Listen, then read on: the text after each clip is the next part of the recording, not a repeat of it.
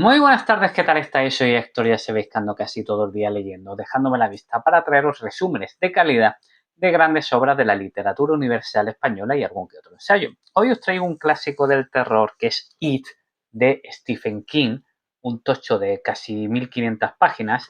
Ya sabéis que estuve entrevistando en directo no hace mucho a David Calpa, que volvió al canal para hablarnos de la obra del maestro, de la obra de Stephen King. Así que os recomiendo que os paséis por esa entrevista en directo, ya que David Calpa nos dio unas pinceladas que son bastante interesantes de cara a adentrarnos en la obra de Stephen King. Para los que no lo hayáis leído, para quien sigáis la obra del maestro, pues es bueno recordar, según David Calpa, qué es lo que más podemos destacar de la obra de Stephen King. Bueno, este verano me leí It y me apetecía mucho traer al canal un resumen porque es un libro que ya sabéis que yo traigo clásicos, resúmenes de clásicos, pero sobre todo traigo libros que me gustaría recordar pasado unos años. Y este libro tiene historias bastante interesantes. Ya sabéis, sintetizando antes de meternos de lleno en el resumen, que trata sobre un grupo de amigos que viven un suceso traumático ligado a esa figura, a ese payaso que se ha hecho tan famoso, y 28 años más tarde, pues entonces viven el desenlace de ese suceso traumático. Toda la trama se desarrolla en Derry, que es un pueblo, y prácticamente no solo nos habla del terror de esta figura, de este monstruo de It, que no sabemos muy bien qué es, lo voy a ir desarrollando en el resumen, pero también nos habla de la vida de estos chavales, que son un grupo de chicos y una chica, Beverly.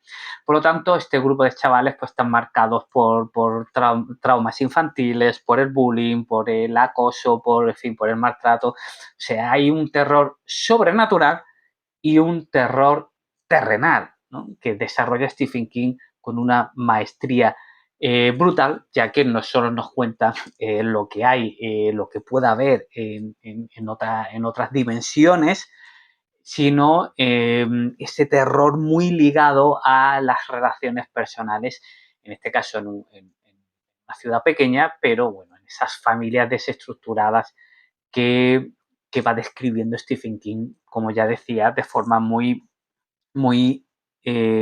atinada.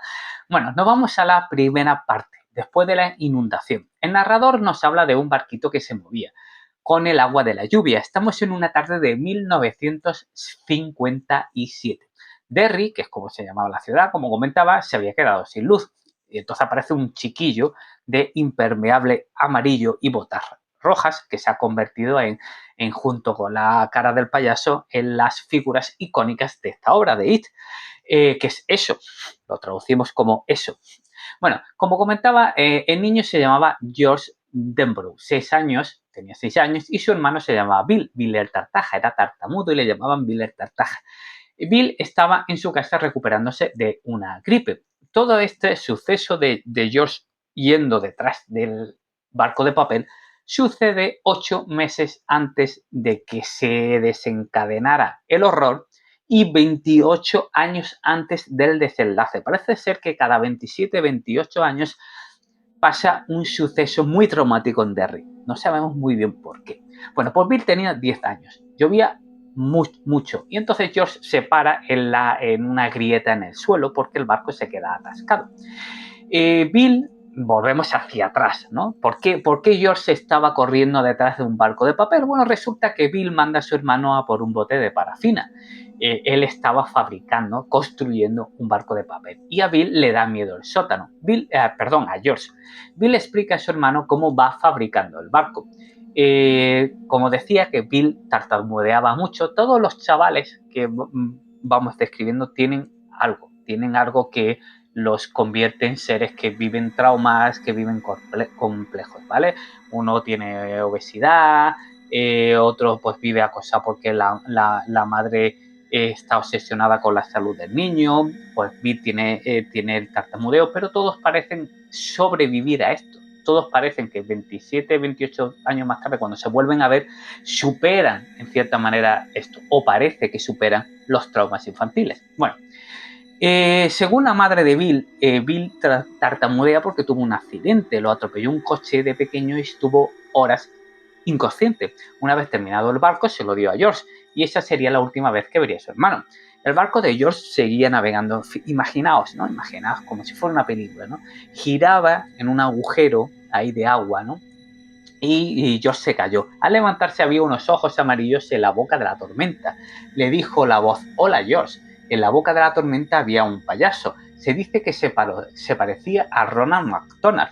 Llevaba globos. Le preguntó si quería su barco. George dijo que sí. El payaso le ofrece globos. Dice llamarse Pingrave, pero como payaso es Pennywise, uno de los grandes personajes icónicos creados por Stephen King. Pennywise, el payaso. El payaso le sujetó el brazo y le cambió la cara a algo horrible. Estaba en una alcantarilla y tiró de George hacia allí. George gritaba. Varias personas salieron. Uno vio a un joven con impermeable amarillo gritando y retorciéndose en el arroyo. Dave Gardner fue el primero en llegar. George estaba muerto. Era imposible que nadie estuviera dentro de esa alcantarilla. Nadie. O sea, y también resulta que parece que nadie de los adultos vieron al payaso. ¿Vale? Ahí lo dejo. Nos vamos a 1984. Harold Gardner era hijo de Dave Gardner, el que encontró a George. Harold era policía. Han pasado 27 años. Muy importante estos saltos en el tiempo. En la comisaría estaban interrogando a unos tipos que tiraron a un chico a un canal. Este chico murió, pero los interrogados dijeron que habían visto a un payaso con globos. Ellos no hicieron nada. El fallecido se llamaba Adrian Mellon. Al que acusaban se llamaba John Telarañas Garton. John le dijo a los agentes que quería darle una lección porque era mariquita y llevaba un sombrero con la leyenda I Love Derry. En la feria donde sucedió todo, Mellon iba con su amigo Haggerty. Tuvieron un enfrentamiento con Mellon. A Mellon le habían destrozado y sus ojos estaban fríos de pánico. Mellon y su colega habían salido de un local, el Falcon, de ambiente gay. Adrian era escritor y estaba en Derry para escribir un artículo, pero resulta que inició una relación con Haggerty. Don Haggerty había pensado en irse de Derry toda su vida, hasta que conoció a Mellon. Don enseñó a Adrian pinturas homófobas, pero Adrian estaba acostumbrado a ese rechazo y pidió continuar en Derry hasta terminar esa novela. Don pensaba que el peligro era mayor allí, sobre todo venía del agua. Con telarañas y Steve andaba también Chris Unwin, otro tipo. Haggerty cuenta que le metieron una paliza a los tres a Adrian. Luego vio al payaso, mezcla de Ronald McDonald y Bonzo. Le habló a Don, conocía a Adrian, al menos conocía su nombre. Lo tiraron al agua desde un puente a Adrian. Uno de ellos vio al payaso. Tenía dientes como los de león. Arrastraba a Adrian con una mano y con la otra cogía globos. Pero Haggerty dijo que el payaso no arrastró a Adrian. Vio al payaso con el brazo colgando de Adrian entre los brazos. Sonreía y le decía a Don que flotara con ellos. A Josh también le dijo que el barco flotaba y él también flotaría.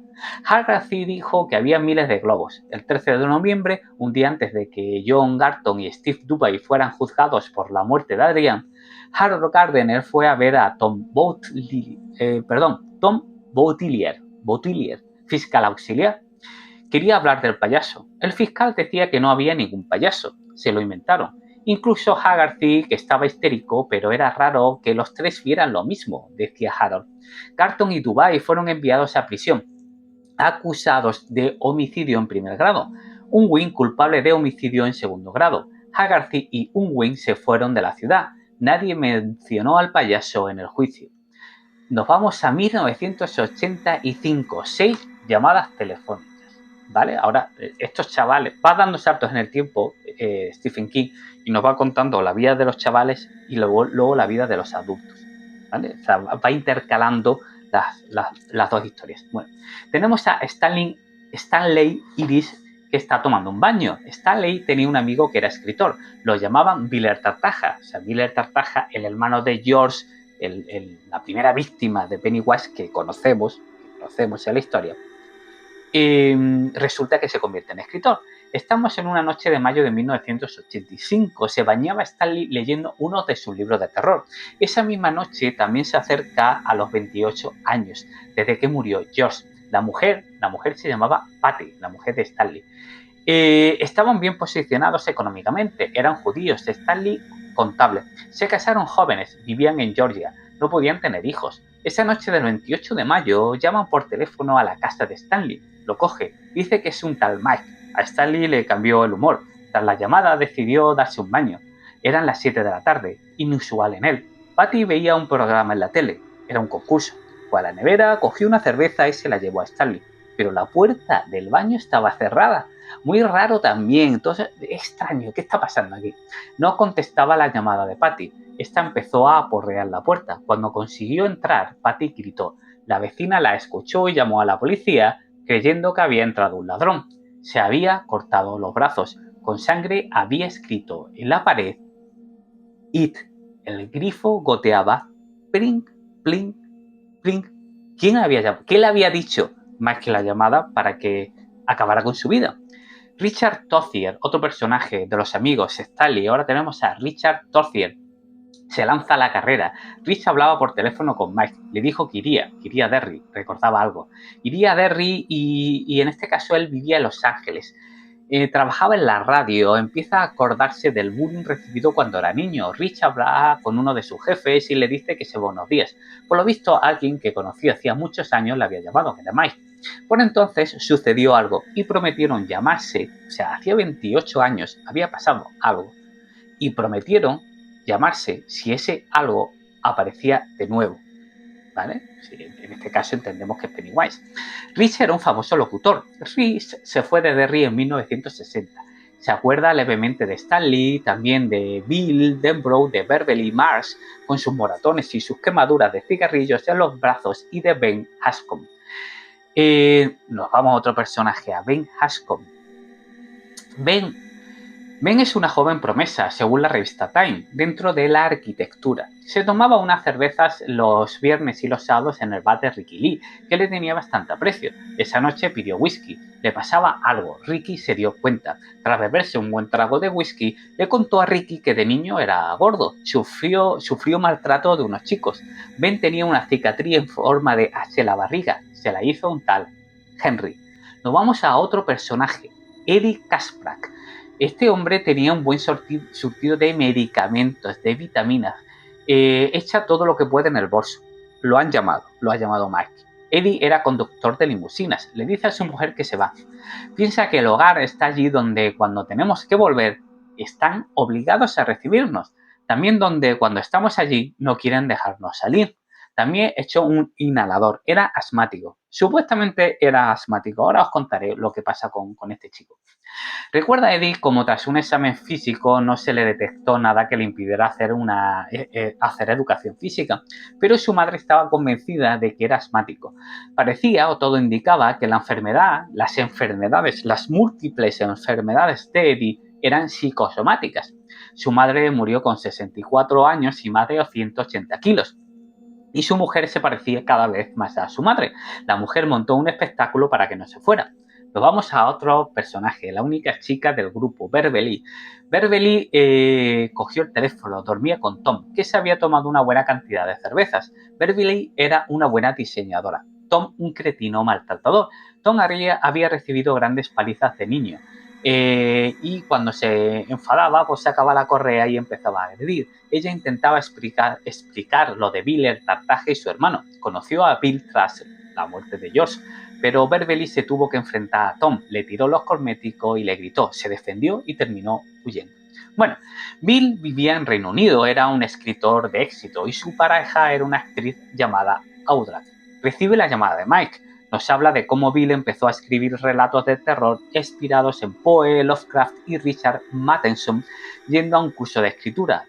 Ya no tartamudeaba desde hace años. Pues su mujer era una actriz famosa, escribe novelas y la segunda se llamaba Los Rápidos Negros. Audra había tenido problemas con las drogas y Bill le cuenta lo de su hermano, le terminó contando pues todo lo que había pasado con Josh. La infancia, la pandilla, etcétera, etcétera. Le contó que juraron, le contó Bill, le va contando tras la llamada, que se cortaron las manos y juraron volverse a ver si todo volvía a empezar. Bill incluso tartamudeó un poco, le estaba explicando a Audra todo lo que había pasado y empezó a tartamudear un poco. Esto es curioso porque, aunque parece que han superado todo lo que habían vivido de niños, en el momento que Mike llama es como si volvieran a tener los problemas que tenían de niño, empiezan a recordar, empiezan a ser agarrados por el terror otra vez que vivieron en esa época. Bueno, él no quería que fuera Audra con él. En Derry iban a pasar cosas graves las siguientes 2 semanas. Bueno, nos vamos al primer interludio. Los fragmentos que conforman el interludio han sido extraídos de Derry, una historia no autorizada de la ciudad de Michael Harlow.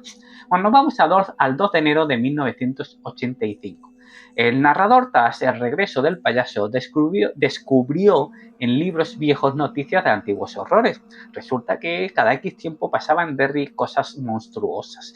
Trabajaba Mike en la biblioteca. Había sido el único del grupo que se había quedado en Derry. Lo que le pasó a Adrián Melo se parecía bastante a lo del hermano de Biller Tartaja. Michael es el único, como decía, que se había quedado en Derry. Está dispuesto a llamar a los demás. Michael cita una serie de asesinatos acaecidos en Derry sin resolver. Cada 27 años hay alguna tragedia. Michael habla de que era un total de 6 chicos y unas chicas que vivieron algo traumático. O sea, Mike, 5 chicos y Beverly. Mike empezó a investigar la ciudad, la historia de la ciudad, se mete en profundidad en conocer Derry. Y resulta que en 1741, una colonia de 300 personas asentadas de donde ahora está Derry, que pertenece al estado de Maine, desapareció. Un total de 300 personas desaparecieron. En 1741 no hay registros de que fueran los indios ni nada por el estilo, solo hay silencio. Entre el año 1957 y 1958 hubo una serie de asesinatos que empezaron con George. Entrevistó a familiares de asesinados y uno de ellos dijo que en el fregadero escuchó la voz de su hija desaparecida, riendo, como si estuviera allí. Cada 26, 27, 28 años pasan cosas horribles. Un antiguo bibliotecario le dio consejos a Michael. Le dijo que lo dejara. Otro historiador se había suicidado, pero Michael no podía dejar de investigar. Nos relata explosiones inexplicables con decenas de víctimas, asesinatos y bastantes tragedias. El porcentaje de asesinatos en Derry era 6 veces mayor que el de otras ciudades similares de Nueva Inglaterra. De 40 a 60 niños al año desaparecían en Derry, pero en los ciclos de 27-28 años esto se incrementaba. En 1930 desaparecieron 160 chavales, en 1958 127 chavales, niños y adolescentes. Nos vamos a la segunda parte, volvemos hacia atrás, junio de 1958. Ben estaba en quinto curso. A Ben le gustaba Beverly. Era de extracción muy humilde, pero le gustaba más que las pijas de su clase. Ben estaba gordito. Llevaba siempre sudaderas aunque hiciera calor. Se metían mucho con él. En la misma clase estaba Henry Bowers, un abusón, un bully. Era repetidor. Debía estar en sexto con Belch Huggins y Victor Chris. El padre de Henry estaba loco y trabajaba al menos 30 horas semanales en el campo, además de meterle alguna paliza si se portaba mal. O sea, el niño, Henry, trabajaba con su padre por lo menos 30 horas a la semana y recibía palizas constantes de su padre. Henry se convierte en un tío peligroso. Era verano y empezaban las vacaciones. Ben no tenía amigos, pero sí libros y sueños. Tenía modelos de automóviles en su casa, construía cosas. Se convierte luego en arquitecto. No tenía sensación de estar solo porque siempre había estado así. Ben amaba la biblioteca. Ben vio un cartel en la biblioteca. Recordaba el toque de queda a las 7. Hubo una serie de asesinatos. Ben vivía solo con su madre, que trabajaba todo el día y que tenía unas toses fuertes debido a lo que inhalaba en el trabajo. Había por lo visto un maníaco suelto y había que tener cuidado de ahí el toque de queda. Ben había visto algo en enero, había visto algo, pero algo raro, algo extraño, pero no quiso contárselo a su madre. Total que nuestro protagonista ahora mismo, Ben, dejó de pensar tras ver lo del toque de queda y fue a hablar con la bibliotecaria. Escribe una postal con un haiku y se la manda a Beverly. Ben no dejó de copiar a Henry. O sea, en un día en clase, en el examen, Henry le pide a Ben que le deje copiar y le dijo que no. Así que luego le dijo que lo cogería y le metería una paliza. Tras salir de la biblioteca, Henry y sus colegas y sus secuaces cogen a Ben y entonces Henry con la navaja le hace la H en la barriga y le deja la cicatriz. Luego salen corriendo, cayeron por un terraplén y Ben terminó pegando a un Henry herido. Ambos estaban hechos polvo. Primero cayó Ben, luego Henry y se hartó y lo persigue con la navaja en la boca, pero Ben lo esquiva y cae. Luego intenta Henry pegarle de nuevo y Ben le asesta una patada en sus partes. Escapó, pero luego Henry y 2 de sus compinches lo buscaron, aunque Ben supo esconderse. Estaba cerca de la red de alcantarillado de Derry. Esta zona, la red de alcantarillado de Derry, es fundamental en la novela. Fundamental. Llegó cerca de una charca. Ben oyó a otros niños y estaba Bill el Tartaja y el Llorón. Así que por lo visto recordando, resulta que se encontró a Pennywise con globos llamándolo en la calle un día de mucho frío. Bueno, total, Ben nos describe que se encuentra un día Pennywise y termina saliendo pitando. Volvemos al arroyo. En ese arroyo van dando saltos, va recordando, entonces llega al arroyo y se encuentra Ben se encuentra a Bill el Tartaja con su amigo el asmático, no tenía inhalador.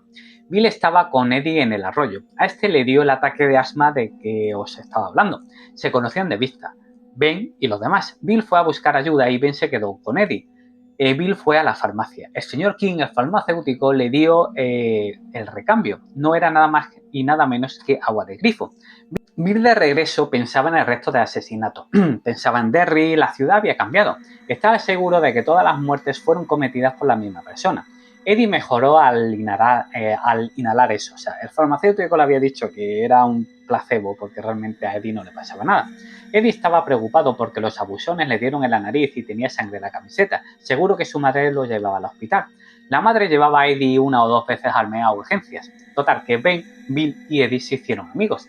A este sector del barranco donde estaban lo llamaban los Barrens. Eddie y Billy solían ir por ahí junto a Richie Tozier.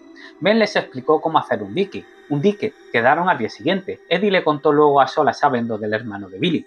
Bill es testigo de cómo sus padres están destrozados por la muerte del hermano.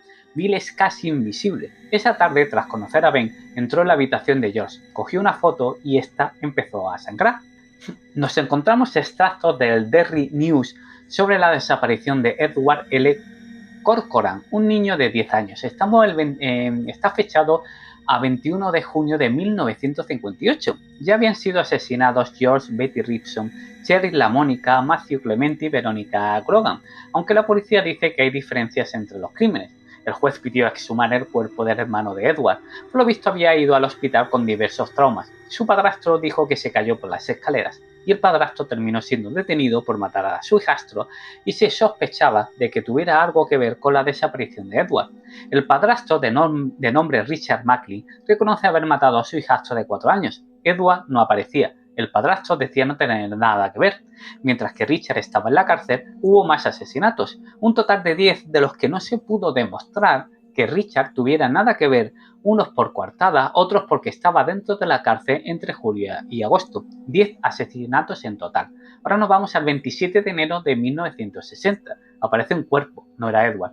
En julio del 67 se publica en el periódico que Richard había acabado con su vida en un apartamento. Estaba en libertad condicional.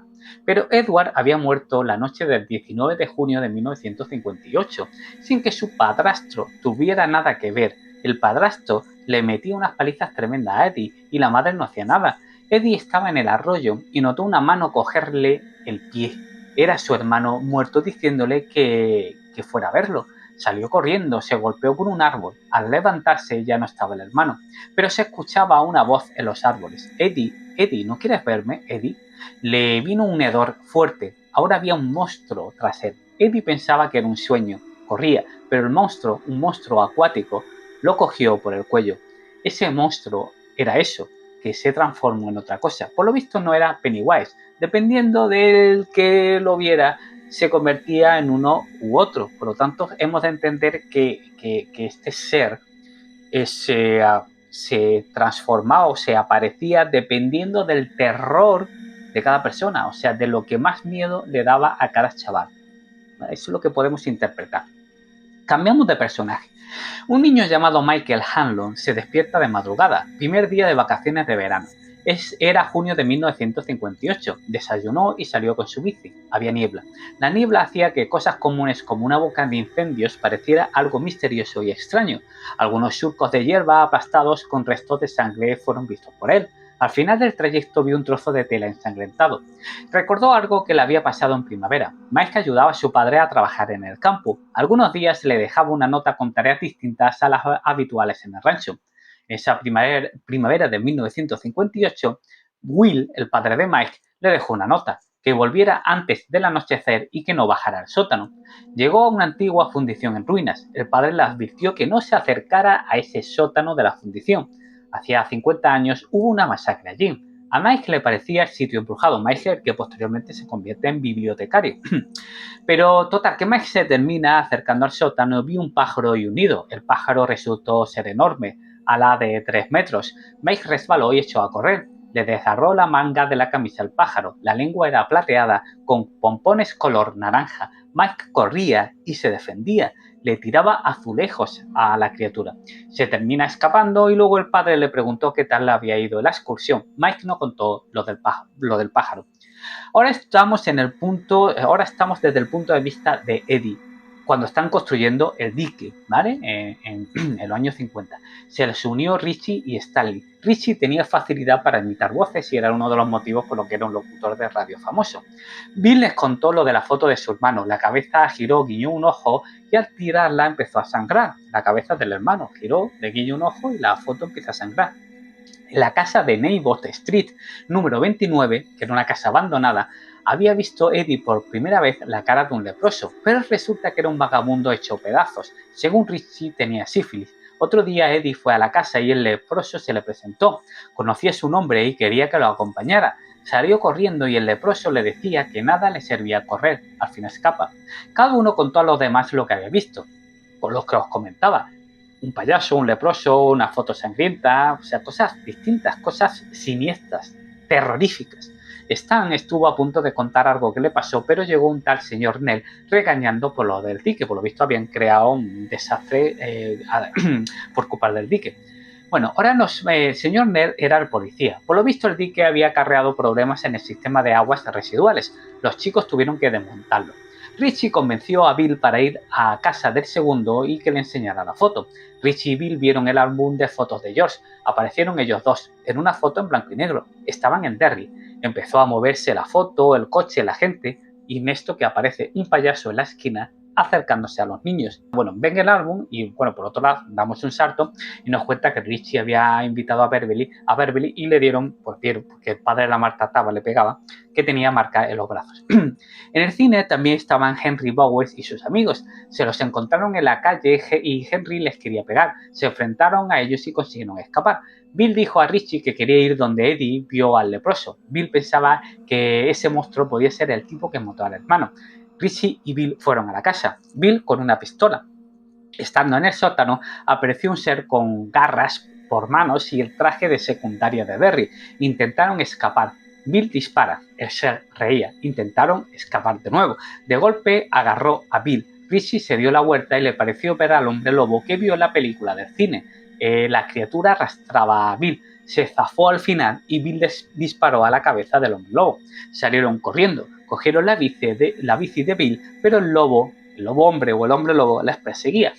Pero ¿realmente era un hombre lobo? Tras darle un zarpazo a Richie, lo que realmente veía Bill era un payaso. Era el que perseguía, o sea, realmente cada uno veía un ser distinto. Beverly, nos vamos ahora a Beverly. Beverly estaba en el baño. Escuchó una voz en el sumidero que pedía que la ayudara. La voz decía ser Matthew Clements. El payaso lo llevó allí. Saltó una burbuja de sangre. La voz iba cambiando a otros desaparecidos. Gritó, llamó al padre. El padre entró. Estaba todo lleno de sangre, pero parecía darle igual. El padre pega a Beverly y se ve que no veía la sangre. Beverly dijo que lo que había visto fue una araña. O sea, parece que lo que ven los niños no lo ven los adultos. El padre de Beverly no bebía y según la madre debía dar gracias a Dios de que no lo hiciera. En realidad, Beverly quería al padre, a pesar del maltrato. La madre enferma le preguntó si alguna vez la tocaba, el padre la tocaba, pero luego retiró la pregunta. Beverly luego le contó a Ben, Eddie y Stanley lo de las voces en el baño. Los cuatro fueron a casa de Beverly. Aún había manchas de sangre. Limpiaron todas las manchas. Ben le contó la historia de Bill con la foto, la suya con la momia, o sea, de Eddie con el leproso. Stan citó la torre depósito. Eddie decía que allí murieron ahogados unos chicos. Nos vamos al segundo interludio, 14 de febrero de 1985. Mike Hanlon habla en primera persona. Ha habido más desapariciones. Reflexiona sobre cuándo debe de llamar a sus amigos. 20 de febrero de 1985. Hanlon cuenta que su padre estuvo de militar en una base en Derry. Su sargento le pegó para que cavara un hoyo y luego lo llenara de arena. Parece ser que lo trataban mal por ser negro. Luego dijo que volvió a Derry porque hubo un incendio en Black Spot en 1930. Era un establecimiento donde se juntaban los soldados negros para hacer su fiesta y estar a gusto porque eran discriminados. Murieron muchos soldados amigos del padre. Hubo un incendio en Black Spot, en ese establecimiento, supuestamente lo había provocado la Liga de la Decencia Blanca, que era el Ku Klux Klan versión norteña. Digo supuestamente porque aparece luego también el payaso por ahí. Estamos el 28 de febrero de 1985. Mike nos cuenta que fue a visitar a su padre 6 meses antes de fallecer. Como el consejo municipal no quería que los soldados rasos alternaran, o sea, estuvieran en la ciudad con los blancos, pidieron al oficial al mando que hiciera algo, así que cogió un cobertizo, Black Spot, y lo convirtió en un club para ellos. Montaron una banda de jazz y cada vez iba más gente al club, incluyendo muchos blancos. Cuenta cómo le metieron fuego al Black Spot los de la decencia blanca. Entre los que huían, el padre de Mike vio a una gran ave. Había un tipo, tenía globos en las garras y flotaba. Ese pájaro fue visto por Mike un tiempo antes. El padre hablaba de hacía 30 años. Estamos en el 1 de marzo de 1985. Mike escribió todos estos recuerdos. Al levantarse vio que alguien entró en su casa. Encontró un globo atado a un retrato suyo con los ojos y con sangre. Así que Mike gritó. Y nos vamos a la tercera parte, a los adultos, en esto que se reúnen los chicos. Bill estaba en el hotel, ya en Derry. Mike llamó y le contó que estaban todos allí y que Stan estaba muerto. Quedaron para reunirse. Bill cogió un taxi. La ciudad había cambiado mucho. Llegó al sitio del encuentro. Vio a Mike al que apenas reconocía. Su último recuerdo era un niño. Todos estaban ya en el restaurante. Llega Bill, los ve a todos y notó que había un séptimo. Estaba It allí con ellos, seguía vivo. Ben, el arquitecto, Eddie tenía una empresa de limusinas, Beverly una empresa de costura, Richie era locutor de radio, Bill era escritor y Mike era bibliotecario. Brindaron por el Club de los Perdedores de 1958. Comieron antes de que Mike contara todo. Bueno, Mike empieza a contar lo que había pasado. Los asesinatos empezaron de nuevo. El primero fue el de Adrian Mellon. El policía que encontró a Adrian era Harold Gardner, hijo de Dave Gardner, el que encontró al hermano de Bill. 9 asesinatos y apenas había salido en la prensa, muy raro. Tampoco nadie se dio cuenta de que en 1958 y 1929 hubo una serie de asesinatos similares. Mike cree que es eso, ese ser, el que no quiere que se sepa. Lleva tanto tiempo en Derry que forma parte de él. Desde 1715 se han repetido los ciclos. En 1958 se paró de golpe gracias a algo que hicieron los chicos. Mike relata los asesinatos. Bill empieza a tartamudear un poco. Eddie necesita su inhalador. Todos se fueron menos Mike y todos son ricos, profesionales de éxito. Menos Mike. Según Mike, eso se debe al contacto que tuvieron hacía 27 años. Mucha casualidad de que todos sean exitosos. Tenían todos como algunas lagunas de recuerdo. Ben no recuerda nada de la segunda quincena de agosto de 1958. Y Mike decía que todos tenían cosas en común. Por ejemplo, nadie tenía hijos, aunque lo estaban intentando. Mike propone que cada uno por separado visite zonas de Derry, por si pasaba algo. A casi todos se le había parecido eso a solas. Así que quedan luego a las 7 en la biblioteca. Le dieron galletas de la suerte y Beverly abrió la suya y salió un brote de sangre. Y cada uno pues apareció una cosa terrorífica. Ben fue a la biblioteca y recordaba la infancia, como si no pasara el tiempo. Habló con la bibliotecaria, pidió sacar un carnet. Mientras la bibliotecaria hablaba, Ben escuchó una voz llamarlo y pedirle que subiera a la planta de arriba, pero nadie parecía escuchar nada. Al darse la vuelta estaba Pennywise, le pedía que subiera, tenía globos que darle, se reía a carcajadas. Le dijo que se fuera o lo mataría.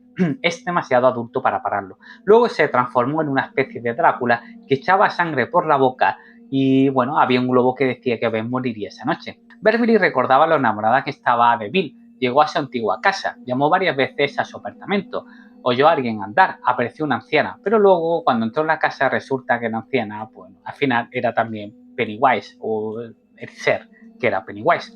Richie recuerda un día que huyó de Henry y sus secuaces. Tras huir de ellos, se sentó al lado de la estatua de Paul Bunyan. 27 años más tarde estaba allí, pero esta vez la estatua le gritaba. Con un hacha intentó matarlo, intentó escapar. Al instante se dio cuenta de que no pasaba nada. La estatua seguía donde estaba. Pero, bueno, al fin y al cabo, era como que cada uno se estaba enfrentando a sus propios miedos, quizá. Esta tarde Bill no vio a Pennywise, pero sí a un fantasma. Hablándole a una cloaca, Bill se encontró a un niño. El niño le preguntó si solía hablar a las cloacas. Bill le dijo que solo en Derry. Le preguntó al niño si había escuchado alguna vez una voz salir de la cloaca. El niño dijo que oyó algo en los Barrens y en su bañera, y que conocía a una de las víctimas. Un día después de que Mike hiciera sus llamadas, Henry Bowes empezó a oír voces.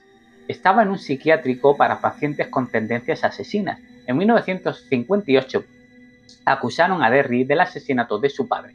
Por eso estaba allí. Las autoridades también pensaban que había matado a todos o casi todos. La nuna se convirtió en la cara del payaso y le dijo que lo matara a todos. Estaba como loco Henry. Así que It se convirtió en payaso y mató al guardia para que Henry pudiera salir. Convenció a Henry para que matara a los chicos en Derry. Por otro lado, Tom sacó a golpes a una amiga de Beverly, a Kerry, donde estaba Beverly, y fue a Derry. A Derry van tanto Tom como Audra y como Henry, pues prácticamente Audra a ver a su marido, a Bill, y Henry y Tom pues a cargarse a los demás. La mujer de Bill, pues como decía, nos vamos al tercer interludio, a marzo de 1985, y ya estamos en la recta final. El incendio de Black Spot ocurrió en 1930 y esto puso fin a un ciclo de asesinatos. Parecía que hacía falta una gran catástrofe para que se detuviera lo que It hacía durante unos años, pero parece que también hacía falta un gran sacrificio para iniciar dicho ciclo. Se nos relata que en 1929 llegó una banda de delincuentes y que la gente del pueblo se lió a tiros, se cargó a toda la banda de delincuentes. Unos 50 o 60 hombres dispararon a la banda y se cargaron a toda la banda. El suceso pasó desapercibido para la prensa y no tuvo mucho eco. Kane le dijo a Mike que vio una especie de payaso por ahí, uno de los testigos, uno de los que estuvo en el tiroteo. Los testigos creían que el payaso disparaba con las armas de ellos, o sea que cada uno proyectaba en el payaso el arma que utilizaba él mismo. Quinta parte, julio de 1958. Bueno, nos van contando. No voy ya al final porque nos van contando cómo ya de niños consiguen derrotar a It, medio derrotarlos, o neutralizarlo. Bueno, voy a dar un salto, ¿vale? Voy a dar un salto para ir acortando el vídeo y nos vamos a julio de 1958, volvemos hacia atrás, porque estamos en la recta final, pero antes de que ya en los años 80 pues todo explotara y consiguieran derrotar supuestamente a It, a Pennywise, ellos, los chicos, crean una especie de casita subterránea. Ben había leído un libro sobre los indios americanos y un ritual que tenían, la ceremonia del pozo de humo. Hacían un pozo de humo y se sentaban cerca. Tenían visiones. Esas visiones indicaban a los indios que se debía hacer en determinadas circunstancias. Se metieron en la casa y encendieron fuego. Stan fue el primero en abandonar por el humo. Ben el segundo, Eddie el tercero. De un momento les parecía ver el advenimiento de eso, como si llegara de otra galaxia. Explotó al chocar en los Barrens. Llegó hace mucho, mucho tiempo. Por lo tanto, lo que nos da a entender, sintetizando, es que Pennywise es una criatura de otro mundo, que realmente no sabemos cómo es y que va adoptando las formas según la persona que lo ve. Bueno, en esto que crean como una especie de...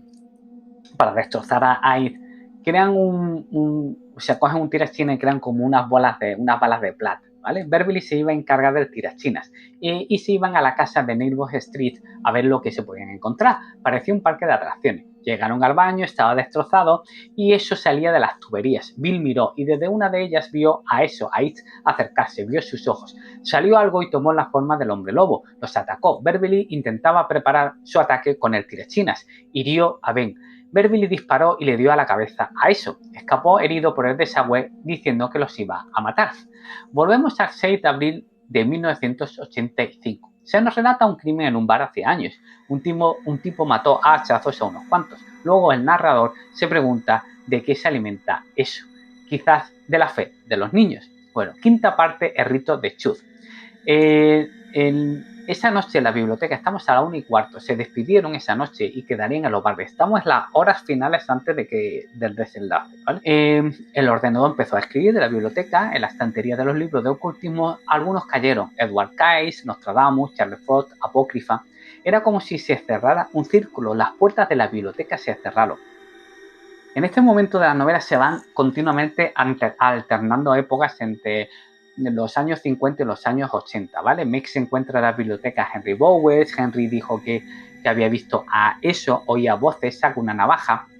Mike le dice que eso lo matará a él también, pelean y Mike tuvo la ocasión de clavarle una navaja, pero pensó que entonces le estaría haciendo el trabajo sucio a eso. Siguieron peleando, se oyó un ruido, apareció la cabeza de Stan en un resorte, le decía a Henry que matara a Mike. Le clavó el abrecartas Mike a Henry en el estómago, la cabeza cambiaba, ahora era un amigo de Henry. Henry se fue tambaleándose de la biblioteca, malherido.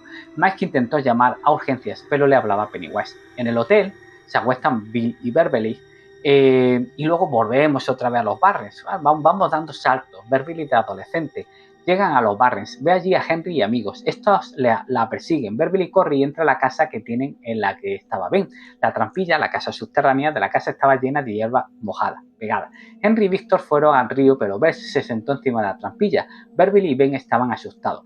Bess se fue porque lo llamó Henry y Beverly y Ben salieron para avisar al resto del grupo. Ben confesó antes que había escrito el haiku a Beverly. Total, que seguimos los años 80. Henry estaba herido en su coche, se baja Bess, el cadáver de Bess, putrefacto, y Henry se monta en el coche. Henry recuerda cómo eso, siendo Frankenstein, mató a Vicky y a Bess.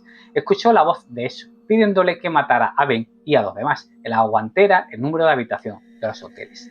Bueno, total que en la habitación de Eddie, a las 3:05, Eddie se pelea con un Henry, o sea, Henry fue a visitar a Eddie y Henry se pelea con él. Eddie perforó el ojo de Henry con una botella rota. Se quedó Henry tumbado, inerte. Llamó por teléfono a Bill y le avisó de lo de Henry. Volvemos al campo a los años 50. Estaban Bill y los demás. Derry era eso, era It. Los chicos no estaban seguros. En ese momento Henry tiró una piedra a Mike. Llovieron más, huyeron. Debían ir a la estación de bombeo. Allí estaba eso. Henry y sus amigos les persiguieron. Entraron en la estación. Henry los persiguió. Bill y los amigos consiguieron golpear a Henry, pero este se escapó. Bill y los demás entraron por una tubería enorme en busca de eso. Bueno, pues ya para concluir, porque ya prácticamente todo es que la parte final de la novela es como tanto los años 50 como los 80 consiguen deshacerse de It. Bueno, pues total, en los años 80 pues ya los grupos de amigos que se salvan ven a It, a esa especie de entidad que puede parecer una araña, va cambiando de criatura, una criatura amorfa que va adoptando distintas formas, y las tuberías se revientan y hay una especie de inundación tremenda en Derry que se lleva casi por delante a todo el pueblo en los túneles. Audra se queda inconsciente, a Tom consiguen quitárselo de en medio, y bueno, pasa el tiempo y parece que por fin consiguieron terminar con It. Toda esta parte final es bastante densa, bastante larga, pero bueno, la voy a sintetizar porque ya el vídeo está durando demasiado. Bueno, y con esto, con este salto brutal, ya termino It, esta especie de resumen de 1500 páginas de Stephen King, que tampoco me quería enrollar mucho más. Y bueno, decidme si habéis leído el libro, qué os pareció, contadme cuál es vuestro libro preferido de Stephen King, si os gusta Stephen King, si os gustó el vídeo, por favor, dadle al like. Y nada, eso es todo. Os espero en el próximo vídeo.